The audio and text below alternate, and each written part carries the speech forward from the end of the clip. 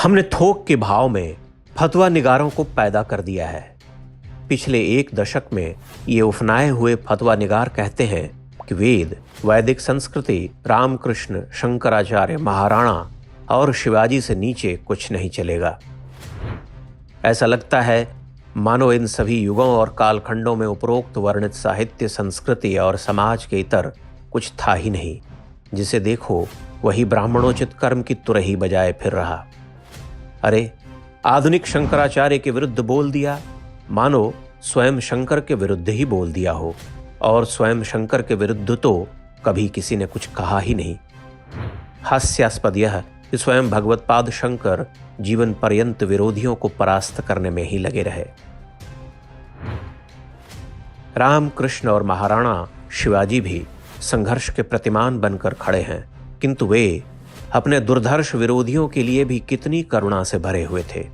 कौन समझाए इन उद्दंड अहंकारियों और फतवेबाजों को लगने लगा है कि ये सर्वज्ञ हैं। अब तो बस वैदिक ऋषि ही होंगे, हर घर से ऋषि राणा निकलेगा की तर्ज पर। कभी विवेकानंद को गाली, कभी इसकी भर्त्सना, कभी उसकी निंदा, कभी किसी और का मूर्ति भंजन। अरे, आपने हिंदू धर्म का शतांश भी ग्रहण नहीं किया है। साधारण से साधारण मनुष्य में जो ग्रहणीय है उसे ग्रहण कीजिए और आगे बढ़िए। अगर कोई चमत्कार नहीं कर रहा परंतु एक विशाल जनसमूह का जागरण कर रहा तो वह आज वरेण्य है। सबकी मां बहन करना अनिवार्य नहीं। जिसे आप गाली देते रहते हैं वह एक विशाल जनमानस का नायक हो सकता है। कोई जरूरी नहीं कि वह महान ही हो, किंतु कुछ तो अच्छा होगा उसमें। अगर वह निकृष्ट नीच ही होगा तो कब तक अपना रक्षण कर पाएगा। अब आप हवन करें और उस अग्नि से परमाणु विस्फोट कराएं, और हो सके तो उस परमाणु अस्त्र के सूत्र सरकार सेना को भी बताएं ताकि वह सस्ते में बम बना सके। हद है।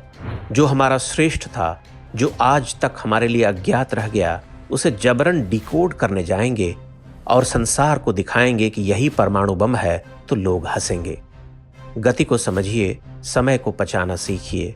न तो राम पुनः आएंगे, न कृष्ण, न ब्रह्मास्त्र ही चलेंगे। वे हो गए, चल गए।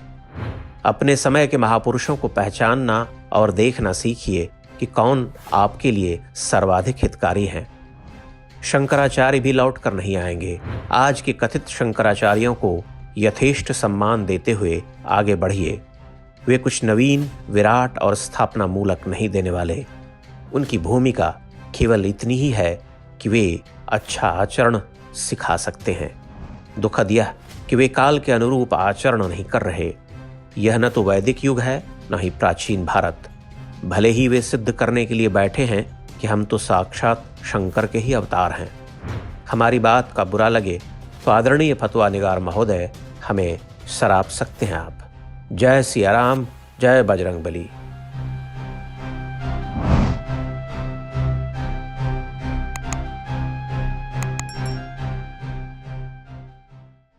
इंडेक्स ऑनलाइन के वीडियो समाज को समर्पित हैं। आप इनको डाउनलोड करके जैसे चाहे वैसे प्रयोग कर सकते हैं। चाहे तो आप हमारे टेलीग्राम चैनल से जुड़ सकते हैं। वहां सारे नए पुराने वीडियो आपको मिल जाएंगे। हमारे सोशल मीडिया लिंक हर वीडियो के डिस्क्रिप्शन में होते हैं। हमारा एकमात्र उद्देश्य हिंदू समाज को जागृत और एकजुट करना है। इसमें सहभागी बने। धन्यवाद।